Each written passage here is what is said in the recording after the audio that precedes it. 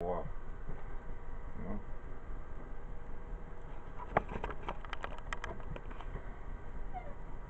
So,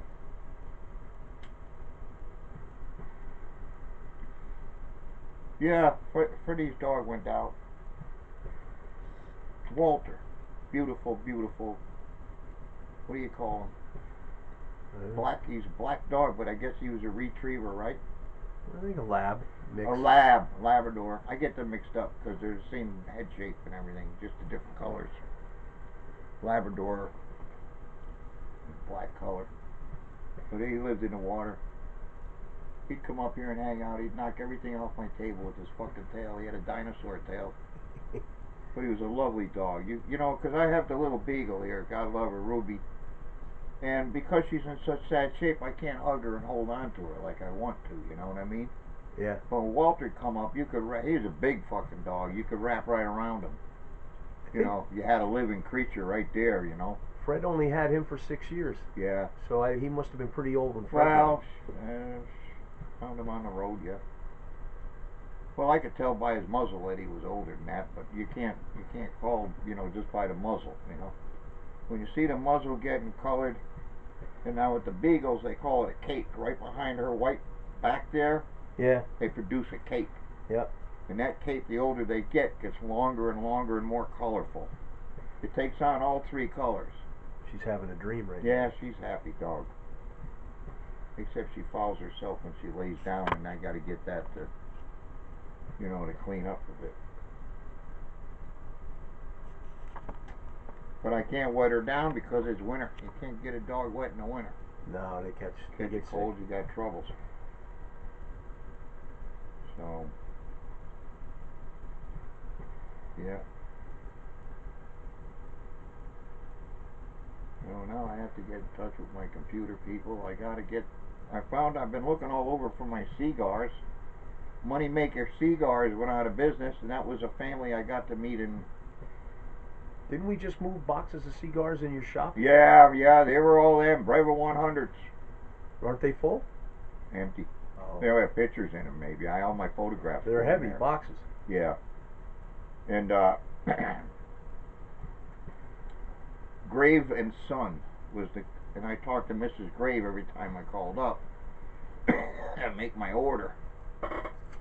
And the last time I called, she was out of business. I said, how the hell are you going to do that? She said, well, we've been in business 170 years or something. My whole family. Yeah.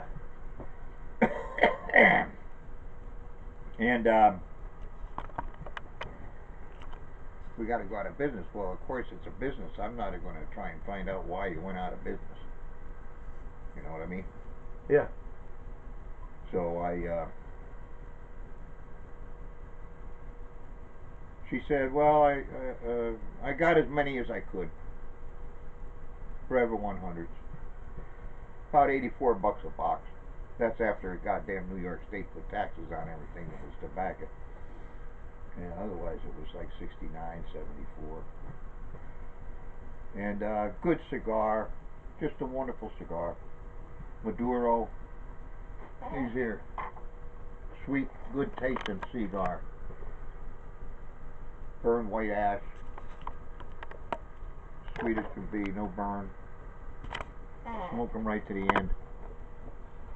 And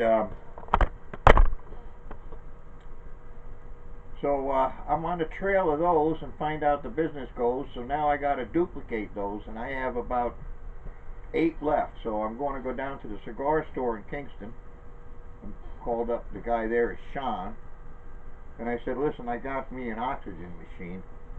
I said, I'm going to walk into your cigar shop with an oxygen machine. I said, they're going to chase all your customers away. They're going to say, oh my God, he wants a cigar. Look what happened to him. So I told Sean, I said, no. He said, no, don't worry about it. He said, they all know the consequences. He said, you come in anytime you want. He said, if it's uncomfortable, he said, come in. I open at 11. Come in at 10:30. You can run the shop, see the shop by yourself. Which I thought was pretty nice. So I'll go in with my cigars and show them to him, and he'll know what's up. But I called 3 or 4 other companies that still have the ads on their screens. I told the one And guy, they're not selling them. Schenectady, I called the guy up, Walter. No, Kevin. Sean is down in Kingston. Kevin. I said, Kevin, I said, you got any money makers? Oh, yeah. He says, we're out now. He said, I just put an order in. I says, wait a second. I said, I just talked. I said, they're out of business. No, they can't be, he says. I said, yes, they are. He says, well, I'm in fucking trouble. He says, because I have all my customers waiting. And he tells me the last time he called, a lady answered the phone and said she was rebuying Moneymaker and she would have some cigars for him. So I said, I don't think so, man. So I have to call him back on Wednesday. He said, call me by Wednesday. I'll know if that's true or not. So I'll double check. They're made in Pennsylvania. So I said, geez, what am I going to do now? She says, what are you going to do? She said, what am I going to do? He said, my whole family's done nothing but fucking make and sell cigars for the last 180 years. I'm 54. She says, where am I going to get a job doing what? Right. I said, wow.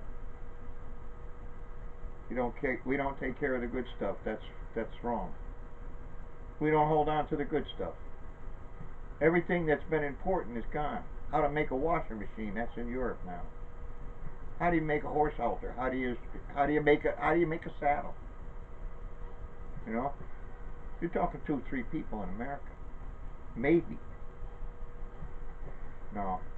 We're fucked. Definitely washing machines and stuff, refrigerators used to last longer. Now they make them to break down. Steam engine. Just look at a steam engine. There's guys still building them in America. I would say go up to Hanford Mills and see that steam engine that runs the sawmill. Right. So they're still being built, but it's few and far between, and it's a lost art now. Yeah. Arthur Vogel knows the inside and out of them. Yeah. Yeah.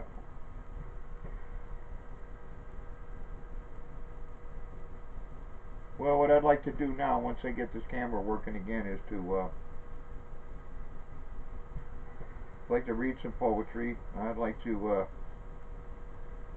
just pretty much bullshit about the mountains and the people here. And yeah. Well, also about you should definitely document your life.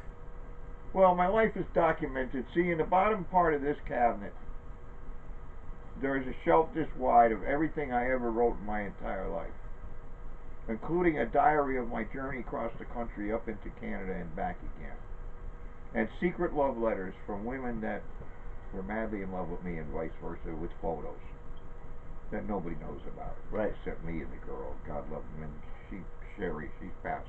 She got killed in her Volkswagen van got hit by a truck. Is that the one you stayed in the van when you came from California out back to Florida? No. That was a new dancer. No, this was. Is that the one you said you went to the Pueblos and you stayed in the Pueblo? Oh no, that was my wife. That's Fox. Oh. Yeah, that was Fox Consuelo. Yeah. Yeah, no, we did all that. She traveled with me. We had our kids. Dave was probably born up in Vancouver or inseminated, and then we hit here. We ended up in Jersey again because I could speak Spanish, social worker. So I had a good job there at all times. Right. All I'd do was just show up, and they needed me because nobody spoke Spanish. Right. So went back there, and Dave was born, and decided to go to Florida. And we set up there, and then my dad opened up his company, so I went from like Hialeah, Florida, all the way over to Clearwater, Florida, and drove through Alligator Alley. And but before that, I did all the I cut the sugar cane in Belgrade, Florida. I ran drilling machines. I delivered equipment. I had a bunch of different jobs, you know. Did rebar, did cement work, because the construction was all over the place. This was when Florida was just starting up.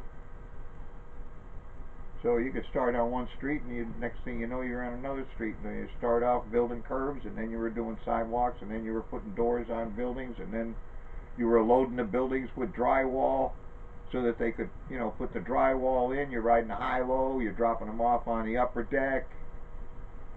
One job after another with nothing but jobs. Jobs in mushrooms. I did a lot of mushrooms there. You could just drive out in the field where the cows were. You could pick psilocybin baskets full.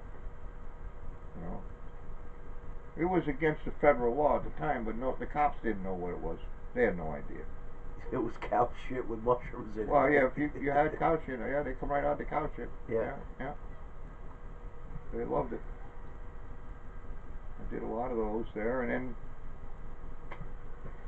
to Florida. I worked for Dad, and then the wife decided to take off with my son because I pissed her off. I don't know what the fuck. How do you? Well, you can't do nothing about it. It's over now.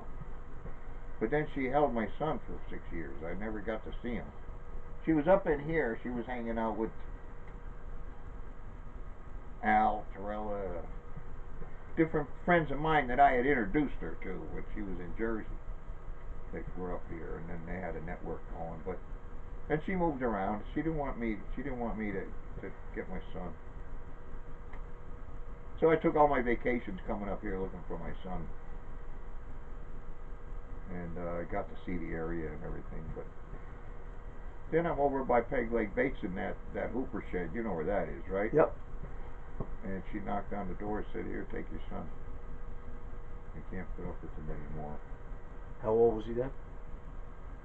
He's like 7, right? Didn't you get him when he was like 7 years old? Yeah, I And then can't he guess came here exactly. 'cause you were- First grade, second grade, third grade, all the way up until He was about 14, you said. 6th grade, I think. Yeah. Well, that would be 7th or 8th. 8th grade, right? Yeah. 14? Well, he left here and went there. And that was Cobleskill. So, and then Tom Werner, Dr. Tom Werner, who was part of the Springtown Road collection there. Steve, what's his name? Larson. Steve Larson had written a book called Shaman's Doorway, which is where I got my doorway. You know, the concept of keeping the evil spirits out by decorating your door and putting bells and stuff there. Yeah. So, yeah, it's just an eclectic of information that goes on and around and around, but one thing leads to the other, but half of them are backtracks, you know what I mean, to original concepts that I always wanted to do. So when I got here, I did everything. I met all the old timers. I didn't ask for money. I did all Stanley Cater's firewood. Anything he needed, I did. I slaughter his steers with him. And like Tony Barringer, we'd do a couple pigs a year. And I learned how to, you know, raise and cull them, you know, which was important. How to deal with the pig and how to deal with the. I grew up doing pigs too. Yeah. One of the caters just passed away this week. Norman. Yeah. I think it was Norman. Yeah, so Stanley did come to the transfer station though before he died. He was a little bit out of it, but he recognized me. He came to see you? Yeah. Him and what's his wife's name there? God almighty. Samantha. And Samantha, we go up in the wood, go up to Rosey Bone before daylight. He'd start dropping trees and cutting them into bolts, and I would be loading the bolts on a wagon, and we take the tractor and take the bolts and stack them in rows up on Rosey Bone. And we did that in the autumn into winter, and then in the spring we got up and we got the bolts, loaded them up and took them down to his fields out down there, which is like, you know where the cemetery is? Cromville? Cromville Cemetery? Is that going towards Peg Leg Bates? No, that would be Palinville. Palinville Cemetery. All the land opposite Palinville Cemetery is Stanley Cater's. Okay. Almost all the way up to the top of the hill when you go to see Trail's End. Trail's End, yeah. So we'd work that. I got pictures of me and him doing. I mean, we got piles 30 foot high. Yeah. Easy, no problem. You know, he's the one that taught me how to split things this big. You know. Yeah, so I learned all that. I just did nothing but learn. First winter I was here, had no wood. Was out in the snow with the handsaw. Didn't have it. Didn't know the first thing about it. Yeah. In 1 year, I was set up to never had a problem again with firewood. Never. Went right to Stanley Cater. Learned everything I needed to know about firewood. So, these are all the things that I did to fit in, because I never had a home. I went to the monastery at 15. Where were you before that, though? Well, I was in Scranton. Dad was a coal miner? No, he was out of coal mines by then. He was into Sprague and Henwood, which was a Corbett, people that dig for bits this big to right. go into the ground, produce holes in the ground. And he was working with the experimental, which was different metals. So he went to college and he studied metallurgy at night to learn all about powdered metals. And he came up with an idea